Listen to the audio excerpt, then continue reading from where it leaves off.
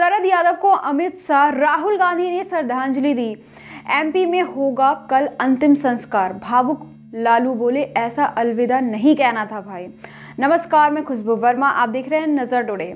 JDU के पूर्व अध्यक्ष शरद यादव का पार्थिव शरीर शुक्रवार को अंतिम दर्शन के लिए दिल्ली के छतरपुर में उनके आवास पर रखा गया। गृह मंत्री अमित शाह, राहुल गांधी, हरियाणा के मुख्यमंत्री मनोहर लाल खट्टर ने उन्हें श्रद्धांजलि दी। शरद का गुरुवार की रात 75 साल की उम्र में निधन हो गया था। उन्होंने दिल्ली के एक निजी अस्पताल में अंतिम सांस ली। एमपी के बवाई तहसील के अखमाऊ गांव में शनिवार को उनकी अंतिम संस्कार की जाएगी। लालू ने शरद को याद किया, कहा हम कभी कभी लड़ भी लेते थे। सिंगापुर से लालू ने शरद यादव को भावुक बधाई दी।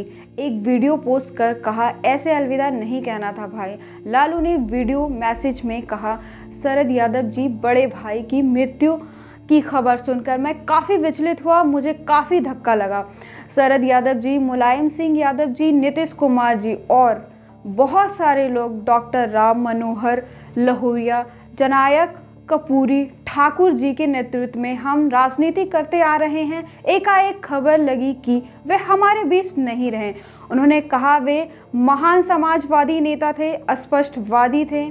शरद जी और हम कभी कभी लड़ भी लेते थे, बोलने के मामले में, विचारों के रखने के मामले में, लेकिन लड़ाई का कोई दूसरा कुछ महत्व नहीं रहता था। लाखों लाख मित्र को छोड़कर वो हम लोगों के बीच उठ गए। मैं भगवान से प्रार्थना करता हूं कि उनकी आत्मा को शांति मिले। सिंगापुर में लालू की किडनी का इलाज चल रहा है।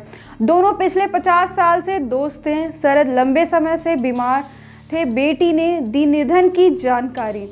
शरद यादव का गुरुवार को दिल्ली के एक निजी अस्पताल में निधन हुआ था। उनकी बेटी सुभाषिनी यादव ने रात 11:15 बजे सोशल मीडिया पे उसके निधन की जानकारी दी। सुभाषिनी ने ट्वीट में लिखा, पापा नहीं रहे, उनकी उम्र 75 साल थी। शरद लंबे समय से किडनी से जुड़े समस्याओं से परेशान थे। उनको डायलिसिस दिया जा रहा था। फोर्टिस मेमोरियल रिसर्च इंस्टीट्यूट ने बयान जारी कर कहा कि उन्हें गुरुवार को अचेत अवस्था में फोर्टिस में आपात स्थिति में लाया गया था। वे मध्य प्रदेश के नर्मदापुर होशंगाबाद जिले में स्थिर बवाई के रहने वाले थे। उनका जन्म 1 जुलाई 1947 को किसान परिवार में हुआ था।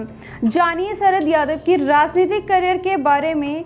शरद का राजनीतिक करियर तो छात्र राजनीति से ही शुरू हो गया था, लेकिन सक्रिय राजनीति में उन्होंने साल 1974 में पहली बार जबलपुर लोकसभा सीट से चुनाव लड़े। यहाँ सीट हिंदी सेवी सेठ गोविंद दास के निधन से खाली हुई थी। ये समय जेपी आंदोलन का था। जेपी ने उन्हें हल्दर किसान के रूप में जबलपुर से अपना पहला उम्मीदवार बनाया था।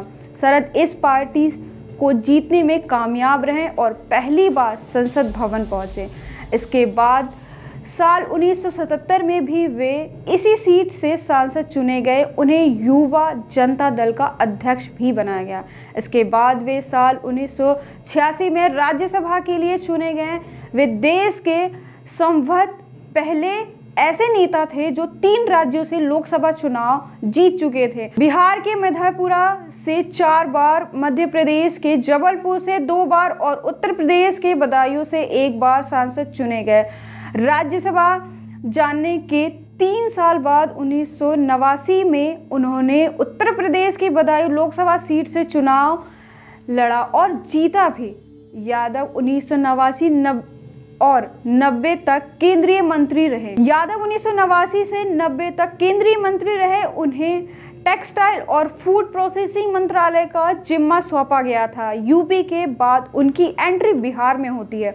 1991 में वे बिहार के मधेपुरा लोकसभा सीट से सांसद बनते हैं। इसके बाद उन्हें 1995 में जनता दल का कार्यकारी अध्यक्ष चुना जाता है।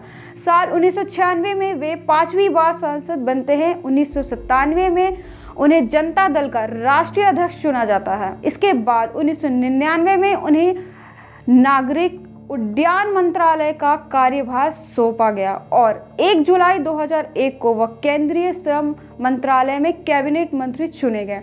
2004 में वे दूसरी बार राज्यसभा सांसद बने और 2009 में वे 7वीं बार सांसद बने, लेकिन 2014 के लोकसभा चुनाव में उन्हें मधेपुरा सीट से हार का सामना करना पड़ा। शरद यादव लगभग 3 दशक तक बिहार की राजनीति के धुरी थे।